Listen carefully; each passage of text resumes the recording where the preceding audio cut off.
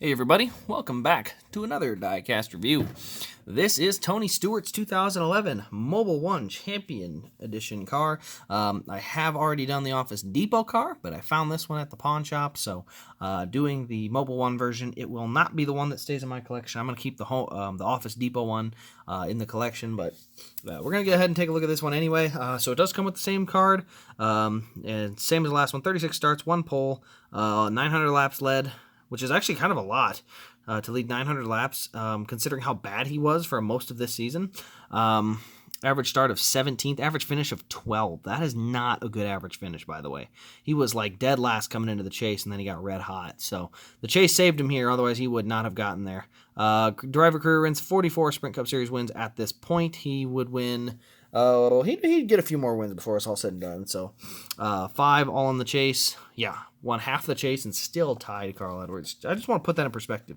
He won half and still only tied Carl Edwards. So, that was how hot Stewart was, but also how good Edwards was that year.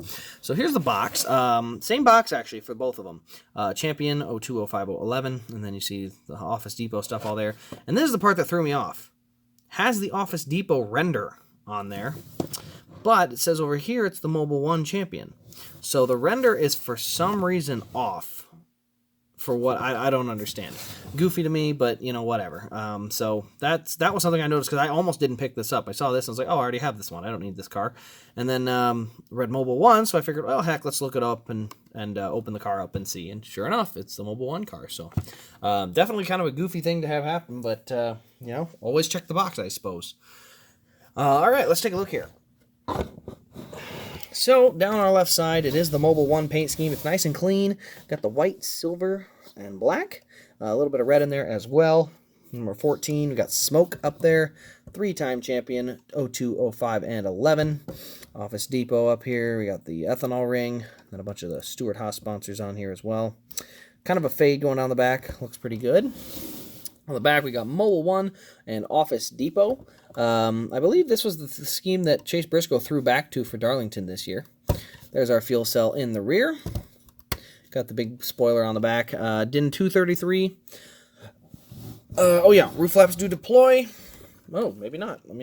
I know they do. They're just nice and tight. There we go. Wiggle loose you. There we go. So there's our 2 roof flaps in action. Onto the right side, we got the number 14, Office Depot, all that. Very, very clean car. I think I actually had to cut the tape off this. Oh, I should kick something. I actually had to cut the tape to get this open one to look at it. So, very, very clean. Mobil 1 Chevy Impala in here in the front end. I believe he won a race or 2 in this paint scheme. But I'm pretty sure 4 of his 5 wins I thought were in the Office Depot, so I think just 1. I'll have to remember for sure. There's our engine detail. You can see the tube, alternator. Then we got the valve covers. Not a ton of hoses and wires and stuff, so lacking a little bit on the detail side, but overall it's not bad. The one thing I will say about the 2011 and 2012 cars, look at how low that splitter sat. You can put that splitter with the right, you could just trim the springs on the front end, and this thing would sit really low, and it actually looked really good. You know, you'd have this car sitting there, and then you just had to push on that front end about that much, or cut the spring that much, and boom, you've got your car right down on the ground like that. The Gen 6 cars, unfortunately, don't quite lower that well, but these lowered great. So that was always kind of a nice bonus to these. But underneath there, you can see what the undercarriage looks like.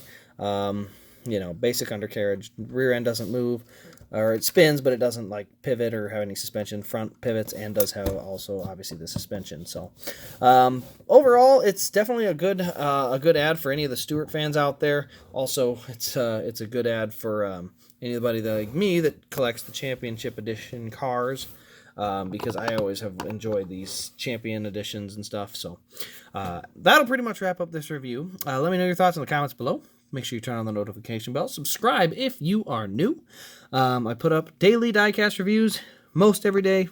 Don't hold me to that. I still have a job and everything, so I am by no means a professional. But anyway, thank you all for watching. I really appreciate it. And we will see you in the next Diecast review.